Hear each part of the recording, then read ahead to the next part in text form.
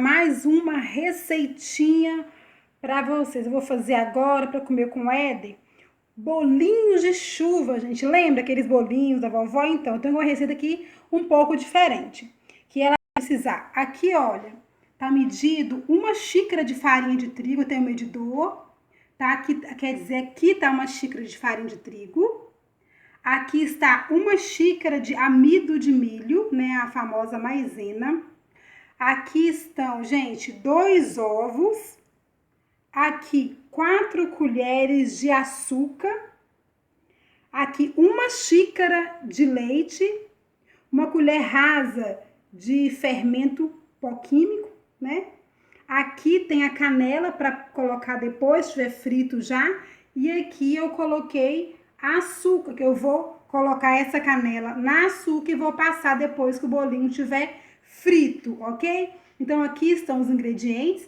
E depois que eu bater essa açúcar com esse ovo, eu vou misturar os outros ingredientes, tá prontinho, tá? E eu vou usar, gente, essa parte da batedeira aqui, para bater a açúcar e os 2 ovos, tá bom? E agora eu vou dar uma corridinha no vídeo e daqui a pouquinho vocês vão ver os bolinhos de chuvas prontos, tá? Pra gente degustar.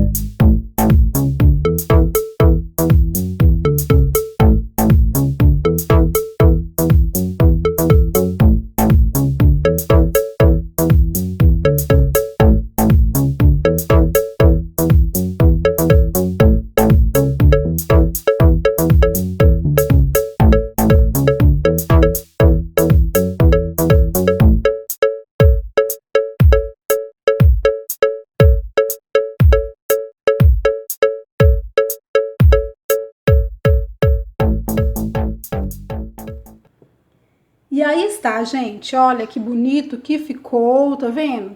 Não tinha açúcar refinada, foi açúcar grossa mesmo, mas se quiserem podem colocar, tá? Açúcar refinada para ficar mais grudadinho, mas olha, muito show, né? Agora é hora de experimentar, provar, eu já sei que tá uma delícia.